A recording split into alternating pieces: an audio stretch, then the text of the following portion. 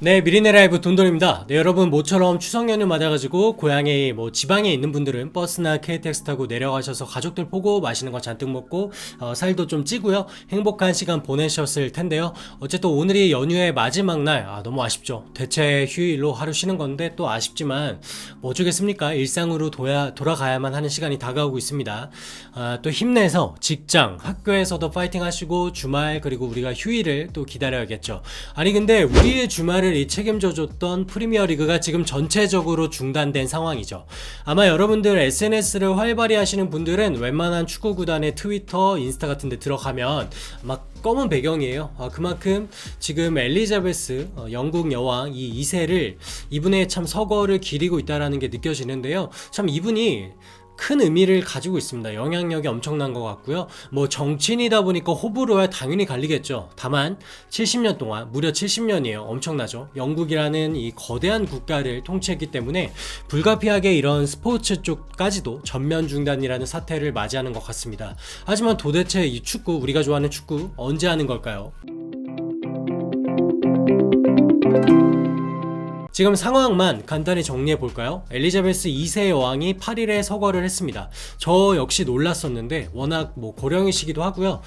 보도된 바에 따르면 여왕의 서거에 따라서 사실 영국 왕실이나 또 정부가 여러 가지 준비를 했다고 합니다. 그리고 지금 여왕이 런던에서 돌아가신 게 아닙니다. 스코틀랜드 벨모럴 성에서 세상을 떠났죠. 이러면 이제 여왕을 아무래도 옮겨 와야겠죠. 그래서 9일 다음 날이죠. 여왕이 스코틀랜드에 그래도 그대로 머물렀다고 해요. 그리고 10일이 되면서 이 찰스 3세가 왕세자지만 70살이 넘었어요. 이분이 군주로 공식 선포가 됩니다. 그리고 오늘까지는 이 스코틀랜드 대성당 쪽에서 장례 행렬이 이어지고 있고요. 미사까지 다 한다고 하죠. 그리고 내일 여왕의 관이 드디어 런던 쪽으로 이동을 한다고 해요. 나름 복잡하면서도 절차가 있습니다. 이런 과정이 무려 10일 동안 이어지는 거예요. 그리고 16일부터 18일까지 새롭게 이제 군주가 된 찰스 3세가 전 세계 주요 인사를 맞이합니다. 이래서 우리나라는 윤석열 대통령이 여기 방문한다고 합니다. 그러니까 이게 지금 보통 일이 아닌 게 느껴지죠. 축구를 포함해서 여러 가지 기관 그리고 여러 나라의 지도자들이 방문하는 거. 그래서 영향을 받을 수밖에 없는 건 맞는 것 같습니다. 자, 그래서 이 일정이 19일에 마지막으로 영국 웨스트민스터 사원에서 국장이 치러지면서 마무리가 되는 겁니다. 그러면 다시 축구로 돌아와 볼까요? 프리미어리그는 일단 지난 주말 경기 올스탑했죠. 그래서 토트넘하고 맨시티 빅경기도 우리 한국 팬들이 볼래야 볼 수가 없었어요. 그런데 문제는 여왕의 국장이 19일에 열린다고 했잖아요. 이게 런던 쪽에서 열리니까 아무래도 경찰 인력이 대거 동원되겠죠. 그래서 지금 디애슬레틱에 따르면 프리미어리그가 재개 시점을 이제 논의해야 되는데, 왜냐면 언제까지 그냥 미룰 수는 없잖아요. 근데 이 런던에 연고를 둔 혹은 런던에서 경기를 치러야 되는 프리미어리그 팀들의 경기가 불가피하게 조정될 수밖에 없을 것이다. 이런 보도가 나왔습니다. 지금 프리미어리그는 이미 일주를 쉬었습니다. 그리고 또 한 주를 쉬기에는 상당히 부담스러운 상황입니다. 맞죠? 왜냐면 프리미어리그가 원래도 좀 빡셉니다. 근데 올해는 카타르 월드컵도 있잖아요. 이게 몇 주 미루게 되면 선수들이 진짜 몸 관리가 어렵습니다. 부상이 속출할 거고요. 여기서 발생하는 여러 가지 피해라는 게 구단 그리고 구단을 응원하는 팬들에게 돌아가겠죠. 이게 여간 문제가 아니라는 거죠. 그래서 디애슬레틱에서도 런던 팀들 빼고는 경기가 재개되지 않을까 조심스럽게 예상을 하더라고요.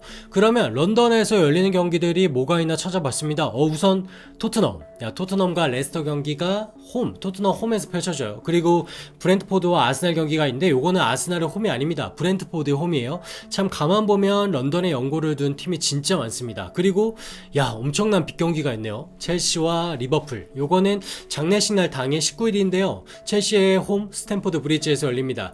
적어도 이 세 경기는 열리는 게 어렵지 않을까 요런 예상을 하는 거예요. 자, 말은 세 경기지만 6팀의 경기입니다. 2주 연속 지연, 이게 어떤 파장을 불러올지 그것도 궁금하고요.